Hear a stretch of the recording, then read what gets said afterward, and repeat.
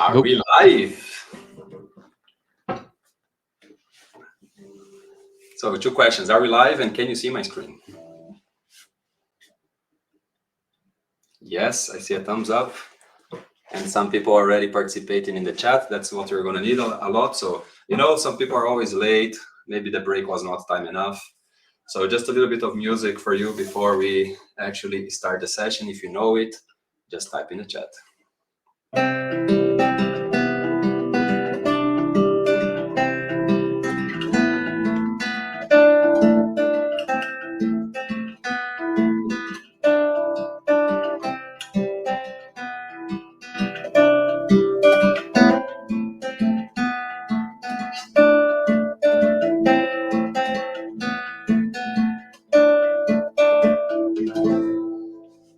Someone knows this one, no? That's part of the game, huh? If you know, you type in the chat.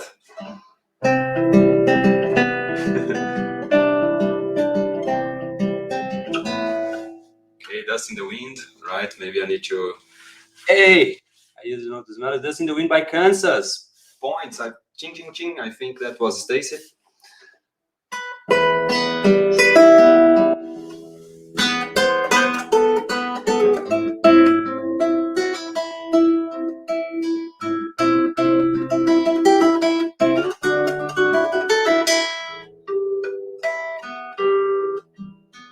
Nothing else matters. Metallica points to Hélène, points to Fabian, half points to Fabian because it's just the band, but nothing else matters. Matty and Marina points. Hello from Brazil. You got points just for being from Brazil, as I am as well. So just maybe 1 more minute, people joining, and we are warming up, welcoming. Maybe the time was not enough. So just a bit more music for you while you are landing in the room.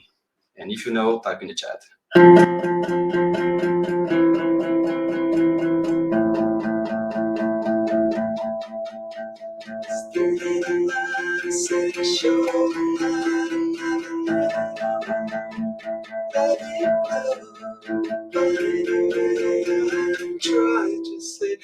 Hello to the Peppers, yes, points to Matty. By the way, now the forbidden song, people say that you cannot play that on the music stores.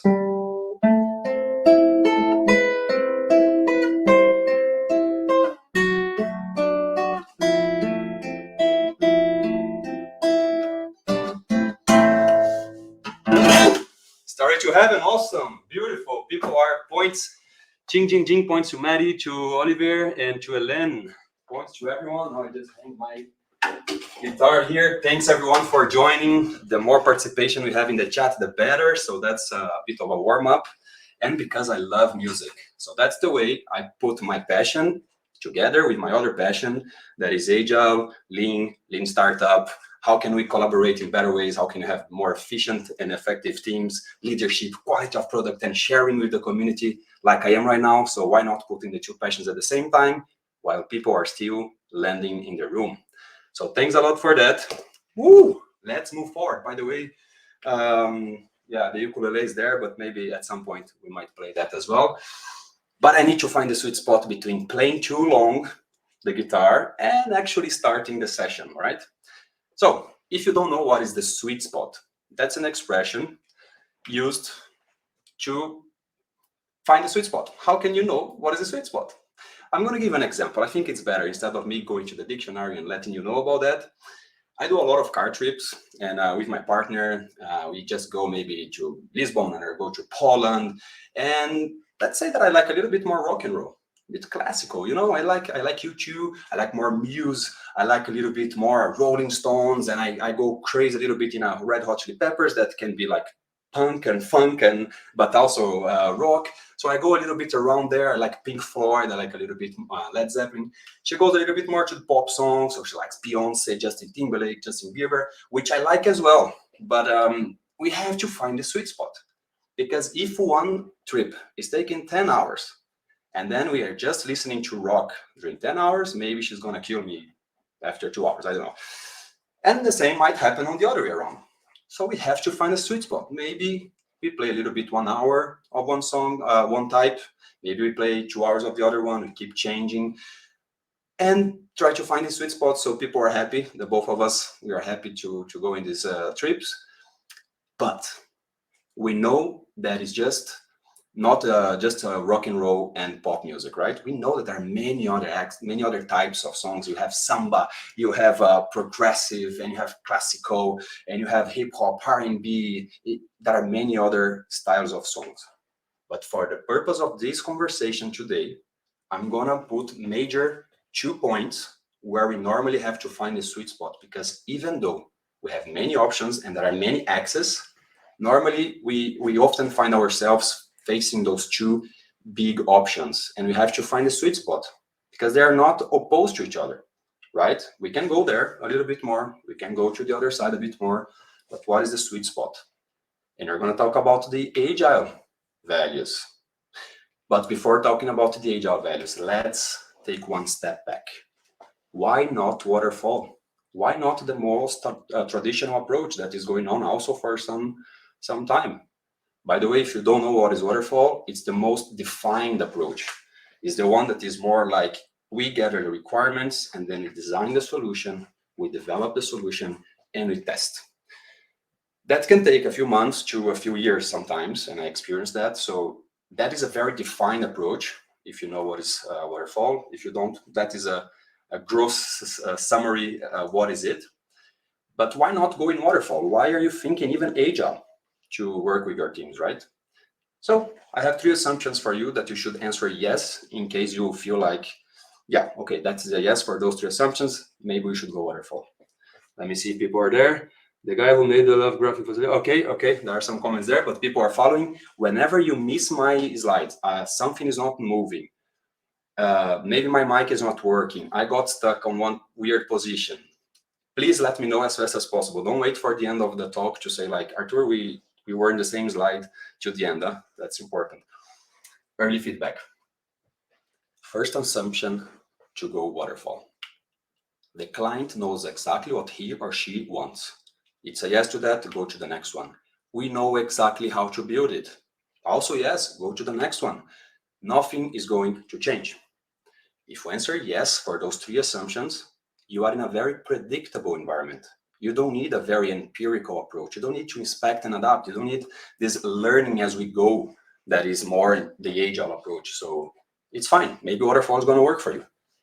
But in case you answer no to one of these assumptions, you might need to consider some more inspect and adapt and incremental and empirical approach to learn as you go.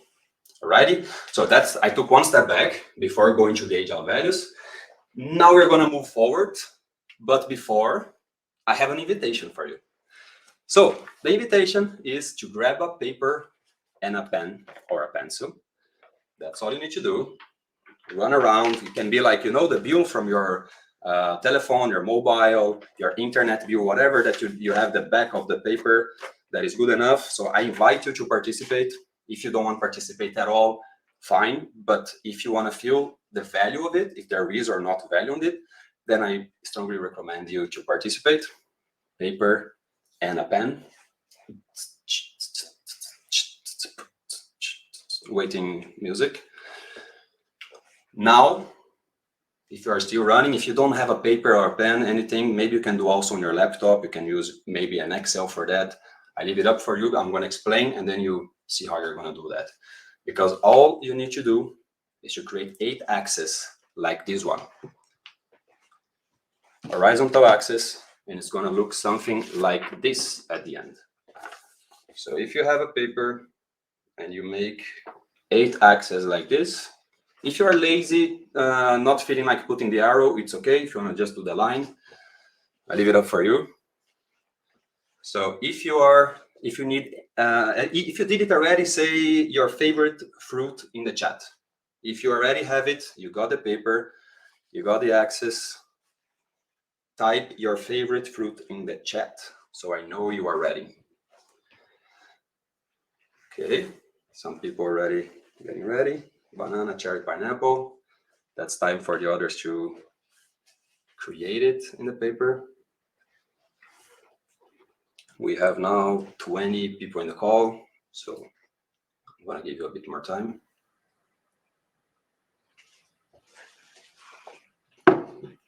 By the way, I'm moving to Portugal tomorrow, and And at any point, someone can knock on my door and ring here to take all the boxes.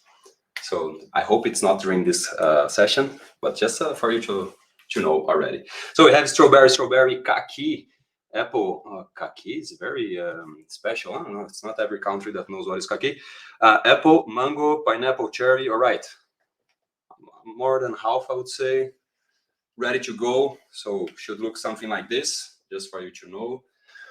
8 axes, because you are going to do a light assessment.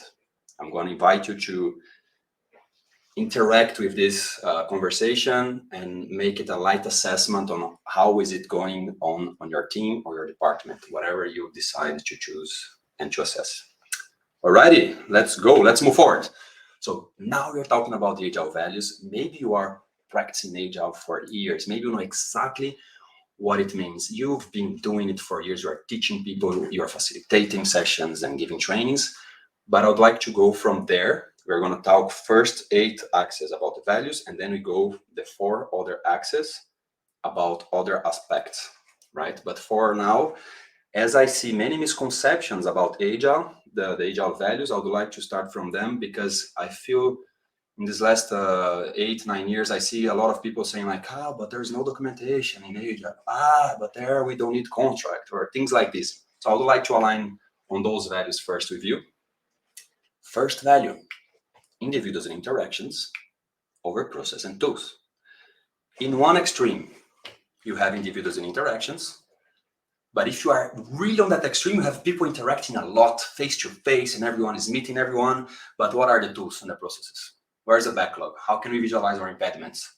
Do we have automation? And everyone's like, what? No. Hey, what? No, but I mean, we are interacting. That's good enough, no? We don't need any tool. I mean, we don't even need Zoom. We don't need to visualize our work anywhere. We don't even need to be remote. I mean, that's one extreme. The other extreme, we are not using the tools are using us. So that other extreme is a little bit tricky as well to be on. So what this value means. Process and tools are important as long as they are not preventing the individuals to interact, right? They are needed. We need them, even more in 2021, right? So maybe a few decades or 100 years ago, maybe less tools and process, but I think now we need it. We are going more and more digital and remote, so we need them. They shouldn't block individuals to interact. So for the first one, I invite you to make an X. So make an X where your team, and I'm going to let you decide if you want to do a light assessment of your own team, of your own department. I leave it up to you, or your own tribe, some would call. Make an X. Where is the situation? What is the situation right now? Where is your team or department right now? If you want to go for the full company as well, I leave it up to you. Maybe teams and department is more specific. All right. So then make an X, wherever you think your team or department is. Now make a circle where you would like to go. What is the sweet spot, right? So what is the ideal place for you? Is it really to one side? Is it really to another one? Is somewhere a little bit here, more to the left, more to the right? So make a circle. What would be the ideal and the sweet spot for you? Maybe it can be exactly on the top of the X. That's also fine. So is it clear enough? Just give me a yes if it's clear enough, because that is the first value, and then we're going to do for the others, just if the instructions are clear. I can't see your faces, so I cannot see people frowning their foreheads and like, what is this guy talking about? So I saw already some thumbs up, thumbs up, thumbs up. Awesome. If you feel like I'm going too slow, I'm going to speed up, because the first one I need to really explain well. But feel free to interrupt me or send in any question at any point, okay? I try to answer them as fast as possible. All right, let's move on to the next one. Here we have working solution. Today we are calling solution because it started as a software, but today we're talking about solution, products or services. And I'm working in the last 3 years and 4 years roughly that I jumped from, instead of just IT, I jumped from HR, procurement, especially payroll, recruitment, a bit of marketing. So it's happening, and it's being already used in other places other than IT. That's why it's scrapped and it's solution. And the other side, we have comprehensive documentation. Working solution, If you are really into one extreme that is just about the working solution, yeah, we need to build another one. We need to build this fire extinguisher.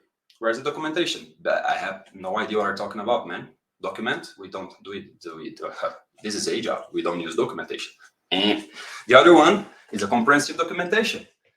The client is there burning. They need something to be used. They need a product, but the documentation is amazing, my friend. We are doing that for 6 months. You should see how beautiful are our slides. They are fancy and they have transitions and animations, but there is nothing working yet. All right, so maybe that spot is not that sweet. So what is the sweet spot that we should be in, right? Documents, Agile just asks you, why are we creating this document? It's not because that's how we do things here for decades. That shouldn't be the answer, but rather because we are going to do a handover soon, because we need to come back to that at some point. Whatever is the why you need documentation, that's what you should be asking, why I'm creating this document.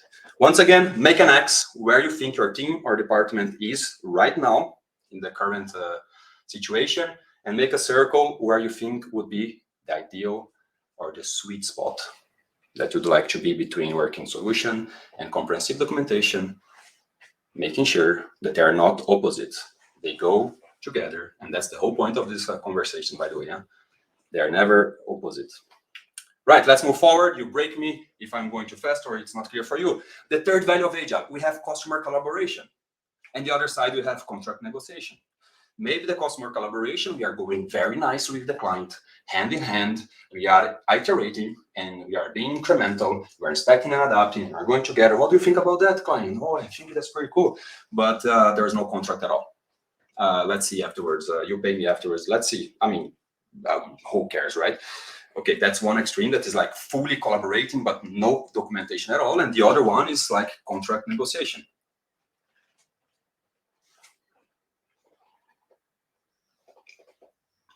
You see, you signed each of those pages, these 100 pages here, with your blood. And now you cannot change, even though you created all these documents and you signed a year ago. But things, and by the way, that can be the client telling the product builder or the supplier or the service provider, or it can be the other way around. Like people, the company that's providing the service or building the product can be like, no, nothing's going to change. You said that's another spot that might not be that sweet. Contracts are needed. It's just how much are you freezing the capability of being flexible and adapting and collaborating based on this contract, right? And that is a whole new session just to talk about Agile contracts, how you can calibrate in the first weeks, and then you understand how you're moving, and from there you start adjusting and you have milestones to maybe adjust your contract and how much you charge, etc. So a whole new talk for that, but find the sweet spot between there. Once again, X, make an X, where is your team or department right now? And make a circle, what would be the sweet spot in your opinion?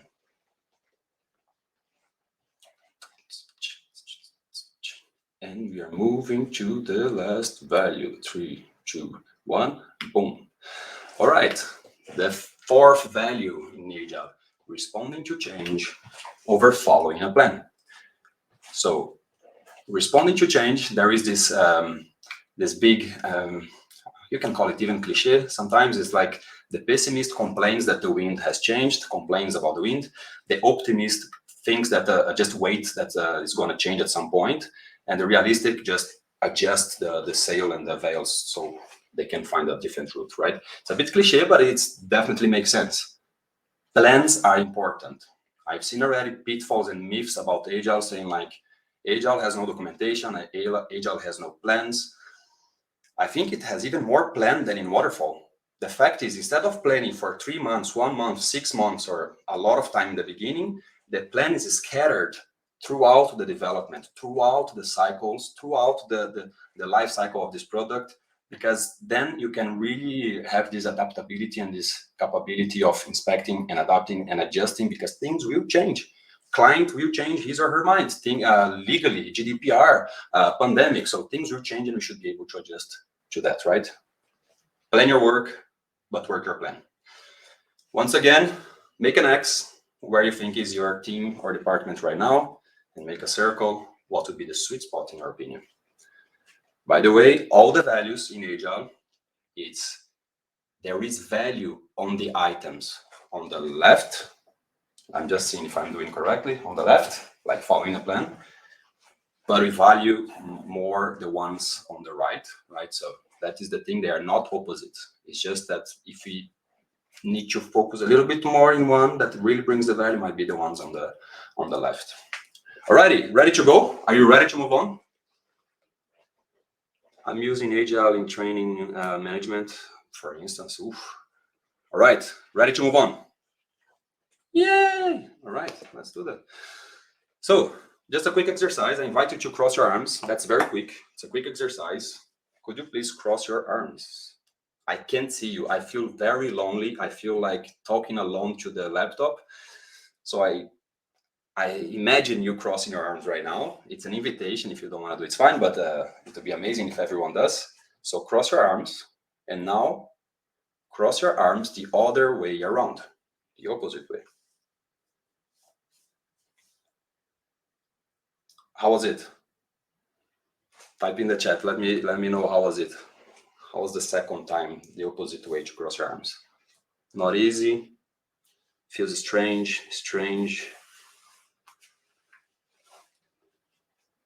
It's a bit weird, no? Not comfortable. It's a bit weird. You're crossing your arms the same way for years, decades. And then someone across the screen and Agile to Brussels tells you to cross the arms the other way around. It feels weird because you are used to do that for a long time. And it's the same for people that are working for some years and sometimes even decades. And then we are change agent. You can be a Scrum Master, you can be an Agile coach, you can be the team leader, you can be a director. If you ask people to change their ways of working, it's gonna be awkward at the beginning. It's gonna feel weird. So the reasons why are we changing the arms should be very clear. It's not simply, now, as from next week, everyone is going to cross the arms the other way around. Or as from next week, you are not a project manager anymore. You're now going to call the product owner, and you're going to be Scrum Master. And it has to be a why. What problem are we solving, right? That's the main idea, and that's an exercise I do with my clients and with my colleagues to create this empathy, because it is uncomfortable to change the way of working. We should be patient on that one. It's not going to change in 1 week, overnight, or after a month, right? So we should have this understanding that takes a little longer to change, and we're going to try. And the reasons why are we changing the ways of working should be very clear. So it's very easy to put slides and presentations about Agile, about new ways of working, but take some time to understand, explain why. Feel passionate about the problem, not about the solution, right? Let's move on. Some other aspects. Let's go. Woo! That is another sweet spot for you. We have the coaching approach or the consultant approach, or we have this person that goes maybe sometimes even from the same company, but that is changing the ways of working. And then you have one extreme where the coach is just rubbing his chin or her chin, asking open questions. So what do you think? What do you like to try next? What is the worst that could happen? Have you tried? What have you tried so far? Those are open questions. It's a coaching technique. That's cool. But maybe the team is burning. As you can see here, they are upset. And the coach has the solution. This person, the Agile coach, the team leader, the Scrum Master, they have the solution. It could already been given. So how long are you going to be open questions until they find the solution and getting frustrated, right? So that is one extreme. We can be there in that side. There's another one that now feels a little bit very opposite. That is like, that's what and how it should be done. Shut up. This is a Scrum. No, but we are operational team. We have a high uncertainty. That doesn't matter. It's a Scrum. Agile Scrum. No, but we Scrum. But I'm Scrum Master, so it's a Scrum. I master Scrum, so we're going to implement Scrum. What? You are now a Scrum Master, you're now can be a little bit too much on that side as well. So once again, it's important to find the sweet spot where and how much you can be in one side, how much you can be in other, and what is the situation. It changes a lot from team to team. Even with the same team, it can change based on the situations they are facing at that specific moment. So once again, make an X where maybe you can do a self-assessment. Where's your team right now, your department, dealing with the changes, and then you make a circle what is the sweet spot? What would be the ideal for you? But this one is tricky because it's really floating, because it varies a lot based on situation to situation, right? So it's just for you to reflect a little bit. But yeah, that for sure can change a lot. And I have some tips for you. About this coaching approach, what I recommend, I always do that with my clients. As soon as I start in a new team, a new department, a new company, I simply create the do's and don'ts. It's a kind of a working agreement, but really, what do they expect from me as a change agent? How they see me working there? What do they expect from me? And what is a big no-go? What is the thing that I shouldn't do at all because they would really feel frustrated and upset? So I have this created from the beginning because it avoids a lot of unnecessary frictions. Retrospect about that, have some frequency with the team that you say, how is it going? Did I do something so far? How is it happening? What did you like so far? Don't wait 3 months, don't wait 1 year to check how is it going, this interaction, right? With your coach, or you being the coach, or you being the scrum master, the team leader. And understand that sometimes it's simply not a match. It happened already. That is like that team and that coach. It doesn't matter that the person is amazing as a change agent, as a leader, or as a scrum master, but it's not a match. The style of that person and what the team needs, it's simply not matching. So we have to understand that as well, instead of trying to push it and trying to make it work for too long, right? There is only so long that we can go without making a big damage. So it's really trying to understand that part as well. Let's move on. And now we have finding the sweet spot for how much info it's needed before starting committing to the work, to the user story, to the feature, right? Some would call the definition of ready. In one extreme, we have just a title. It's a title. Build the new search bar, build the new search feature for looking for books or whatever. Build info bar, build search bar, whatever. It's sometimes can be so short. Sometimes just a title. People are like, what? Are we going to commit to that? Yeah, during the sprint, we know that, we are agile. So during the sprints, we are going to discover. That would be one extreme. The other extreme is you need the title, the description, the acceptance criteria, the dependencies, the risk, the non-scope, the test scenarios, the high fidelity mockup, the diagram of activities, the estimation in hours, mandates, and story point, just to guarantee, and functional analysis, technical analysis, what is the happy flow, what is the not that happy flow, signature from 8 different people, and a hug. Because after all that, you might need a hug. So that might be another extreme that is, until we commit and start working on that thing so much. It's going to be months before we start working on that user story, on that piece of value, right? So once again, find the sweet spot, and I invite you to make an X. Where is your team or your department right now? What is the situation right now? And what is the sweet spot in your opinion? Let's make a circle. Alrighty? Let's move on, because you need to know some tips as well, Artur. You are just talking about it, but what the heck? So first of all, have a session to understand what is this definition of ready. If you want to call it any other name, any other expression, it's fine. But try to understand that before committing to work, we need to know enough information before starting committing to that. It varies from team to team, from context to context, but what exactly is that amount of info you need? What I've seen happening throughout the years with the teams I worked is, at the beginning, as we want to feel certain, we are afraid of uncertainty. We want a lot of stuff in the definition of ready. We want to discover a lot before picking that up into the sprint. And as the team gets knowledgeable and gets quicker in the communication, the process, they understand how to work together, transparency and removing impediments, they need less and less things to get ready, right? So just have a session to understand what is the definition of ready, create it, right? Why do you need it? Who is going to be working on that? Who is going to be helping to refine? That's not just the PO or the business analyst in one corner trying to refine everything alone and trying to bring to the team. And the team is like, what is that? But that is not even working anymore. We stopped using that connection here with that class. So try to understand why, what, and who should be present there. Make it very visible. Have it on a blig on our physical BEA, or as we are remote now and you have a board, try to make it visible there and clear that everyone can understand what is the definition of ready. And inspect and adapt. Just simply from time to time, check it again. Maybe some things you asked it before doesn't make sense anymore. Maybe you need to shrink it a little bit. Maybe you need to change another item. Alrighty, we are in the last rounds of the session. Escalating problems and removing impediments. We have in one side, yep, everything is fine, sir. Yeah, ma'am, everything's fine. People are like burning and dying in the back, and the person like, no, all good. No, I don't need to escalate anything. We solve our thing. And the other one is like,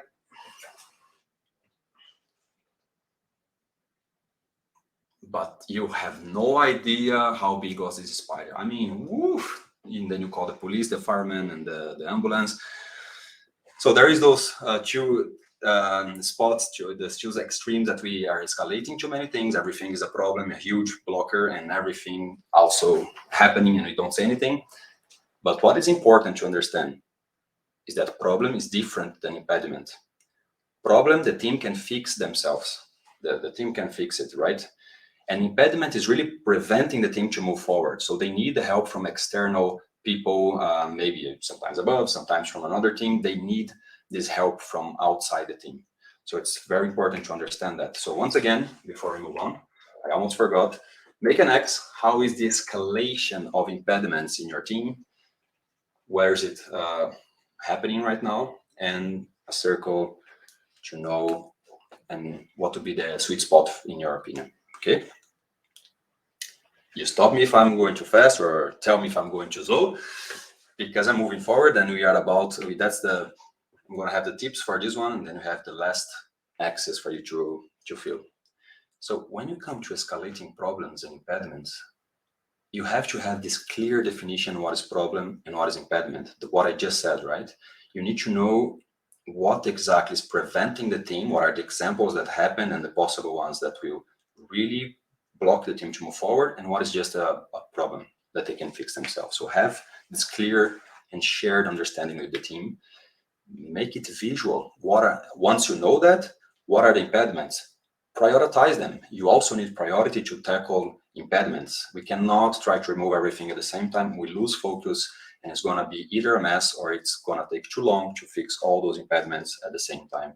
So make sure that you visualize and you prioritize.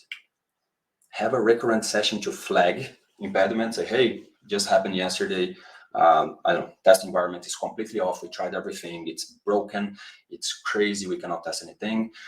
A session that you can flag, and now so that you can solve those problems. People that would sit together, that are in some leadership role, or they are from another team, that you can, with those people's, you can say plural on that one, with those persons, that they can remove this impediment for the team, right? And make it recurrent, because if you try to find time in people's agenda ad hoc, it's going to be wild. And never solve an impediment by yourself.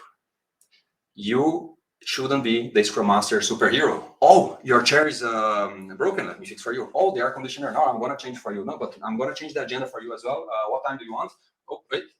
That is the Scrum Master superhero that is really creating another bottleneck.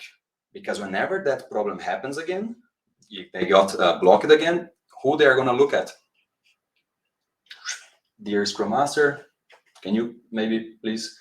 So make sure that you always bring someone together to solve the problem, or at least it's shared. How was it solved afterwards, right? So whenever it happens again, the knowledge is with the team and they can move faster whenever it happens again, right? Alrighty.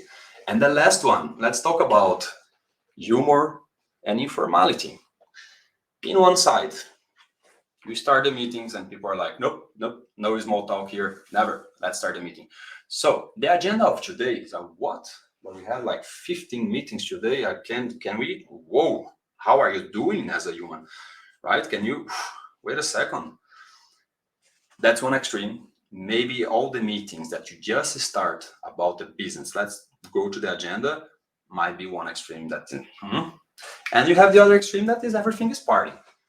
The small talks, they're not small talks. They are 80% of the meeting. So 1 hour meeting, you take more than half of it. How are you doing? How is that dog? If the purpose of the meeting is exactly for that, that's perfect, huh?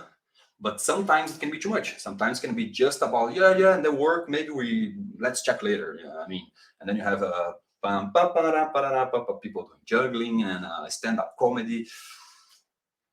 I think I love those, huh?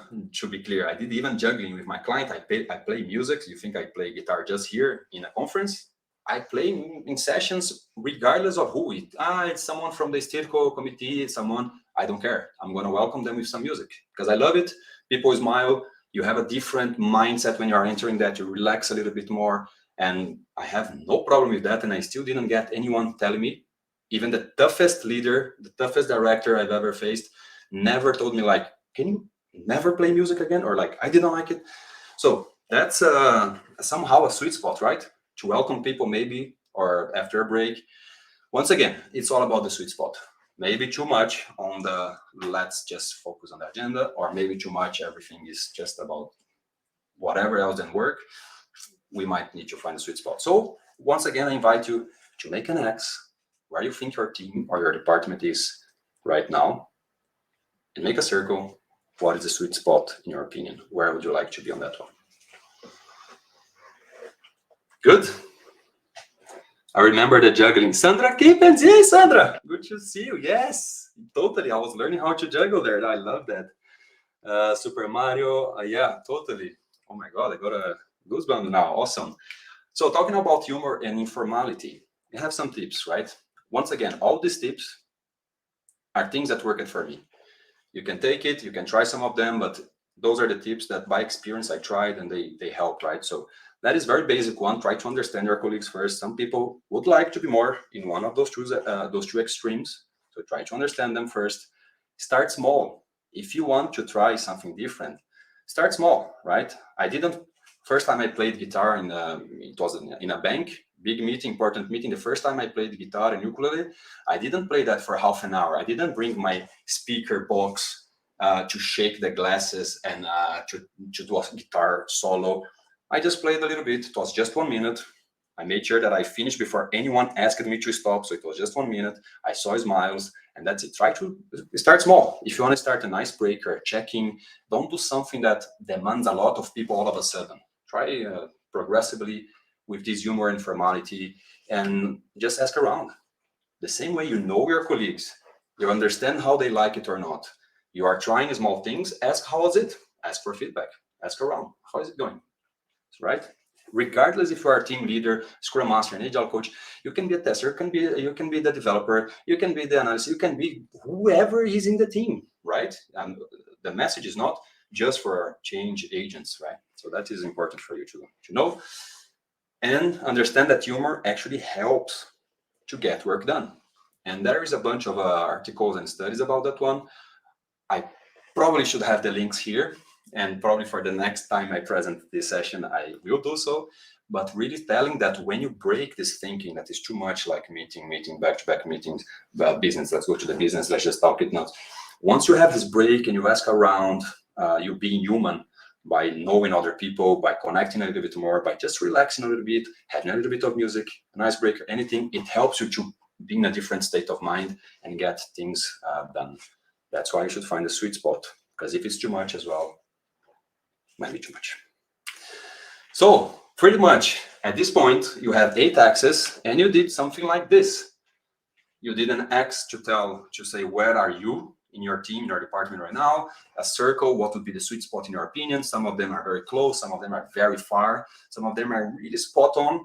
And that's the time that I would like to know from you. That's the time that sadly we don't have mics, because I would love you to just speak up, put your camera on, and you can see these beautiful people talking and saying like, Artur, I had this insight here. Artur, look, this one was really the only one that was matching, or anything like that. But I would love to see in the chat. So the more you put there in the chat, the nicer, the better for me to know, and also people to see how was it. So what did you find by doing this exercise, these 8 axes? What are the sweet spots, the sour spots? What have you found? Or anything else you'd like to share? Just want to know. I only have one sweet spot. You mean that the X was the same of the ball, right? Yeah. Don't feel sad. It's not uncommon. I did the session 3 times now, and the other times I did it also is one sweet spot, maybe 2 that people say like, yeah, that for me was the only one matching. Awesome. Thanks, Fabian. What else? What else have you realized? Any aha moments? Anything you saw? No worries, I had none. It's still, you see, it's still a lot of work to be done. All right. A lot of sour spots. Whoops. You need some sugar there. Typically, I would love some moving to the left. To the left being, the values. The Agile values is where we really value the most, the ones on the left. For the other ones, the 4 aspects, they are open. They can be the right or left. Me too, Wim. So we have some agreement there. Awesome. What else? What else have you realized? Aha moment? Anything that you say like, what do you want to do with this, for instance? Are you going to throw away the paper in the trash? You want to try something in the team? What is in your mind? I would love to hear more things in this chat. Beautiful. I love this interaction. I'm clearly on the left, but not my company. Yep, it happens. So that's why maybe the sweet spot for you is it's more on the different sides than the situation you are now. Humor in meetings is interesting. Very hard with teams of mostly introverts. Yeah, it's also, we have to respect that, right? Believe it or not, I've been introvert for quite some time in my life. I actually hated to speak in public, and it was very hard to speak in public for me, unless it was with my buddies, right? If you are talking, playing football, then I would blah, blah, blah, blah, blah. But in meetings and things was a little bit hard. So that's why, if I don't know if you realize that, I invited you every time. It's an invitation to participate of the exercises instead of like, all right, everyone, now everyone stand up. Yeah, start hugging your peer. Yeah, hug everyone. Okay, group hug. All right, that's all. Oops. Even more in some countries, like from Brazil, that wouldn't be a problem. We hug and yeah, it's good. I did an exercise 7 years ago when I moved to Belgium that at the end, I was like, all right, now you can hug each other, which for me was so natural. And people, all of them, it was 10 people, all of them, they looked at me like, what? No, bro, we don't do hugs here. I was like, oops, it's not about all Belgium, but those people there, they were like, what? No. So you have to understand that there's culture, there is introvert people, and have to invite them and say, if you want to participate, more than welcome, it's going to be cool. All right, almost one sweet spot, so almost, but sometimes they come with very surprising and good ideas. Totally. That's why, for instance, workshops, for instance, like value stream mapping, user story mapping, if you have those people, you bring the tester, you bring the analyst, you bring different people there. And I facilitated multiple of these sessions where the boss that is paying for that, the sponsor of the sessions, like Artur, but to that and that guy and that girl, they are not even talking. I'm like, don't worry. If they don't talk anything, it's on me. Let's discuss later, please. But give it a chance. After 1 hour, a dude stand up and said, like, if you do that in this user story mapping, if you do that feature first, you're going to break the performance by 15 seconds. It's going to be ridiculous. And everyone's like, what? Yep, just saying, I'm testing here for 2 years. So they sometimes can bring really important pieces of the puzzle. So same advice, start small, definitely not in Flanders. Alrighty, awesome. I love these interactions. Thanks for putting it there. For me, the biggest deal is keep inspecting and adapting. It's real. This inspecting and adapting is not just a Scrum or Agile thing. It's real. It's empirical, because that sweet spot might be changing from team to team, from company to company, from department to department. And even on the same team, it can change based on the time, based on what they need at that moment, based on, I don't like the word maturity, because it gives sometimes a pejorative understanding, but where they are in their journey, right? That sweet spot might change. So it's really important to keep adjusting and thinking what would be the ideal right now for that specific situation, and discuss with them. For instance, if you want to bring this to your colleagues, if you have if your own team, if you are a Scrum Master, a team lead, if you are part of the team, bring it and say, try to, instead of showing and biasing everyone, try to do this exercise with them. Maybe it's going to be, you're going to have more insights. And from there, maybe it's a retrospective you want to do with them. And from there, you see like, all right, where do you want to go? What can we do to arrive there? If you're going to do that, maybe with a director, I did it already. It works. It makes very visible. because sometimes it's too much words in the air, right? Like, yeah, no, we need a little bit to reduce our heavy processes. And no, let's visualize it, right? So try to make use of it as much as possible the way you want. If you want to adjust the aspects, change some of the sweet spot, that's also cool.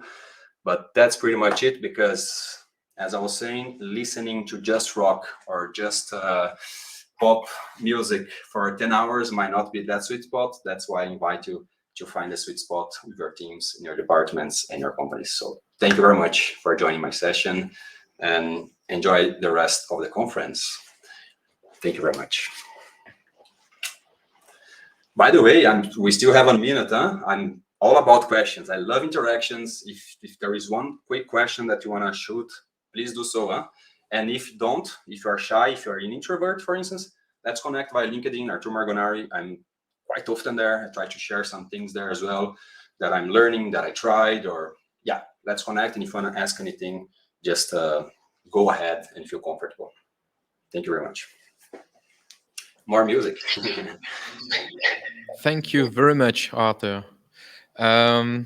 Maybe you want to sing or play something to end your session. I can always do that. That's always a pleasure for me. It's really. I know, that's why I ask. I prioritize it, and Stacey, we already played a lot. Not enough, but we already played together. So yeah, there is a question actually. Can we do a sweet spot exercise in some review? Yeah, totally. Retrospective review. Make it visible. Use it as you would like to. That's very simple, very light, and it's been a pleasure. So once again, enjoy the rest of the day. Have a good weekend. And started raining here in Belgium. I hope not raining where you are. And the slide will be available. We will share them.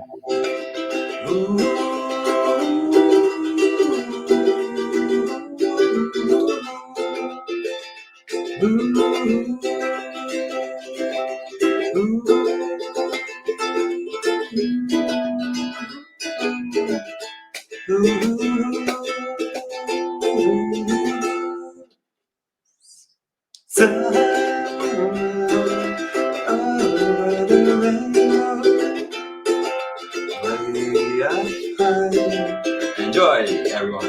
And dreams that you dream of once in a lullaby. We still have 19 people that maybe likes this song and they're staying. Somewhere over the rainbow, bluebirds fly. And the dreams that you dream of once really do come true.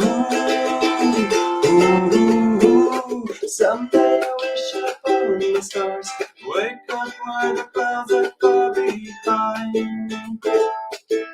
me, where trouble melts like lemon drops, high above the dream, and it thought that's where you find me.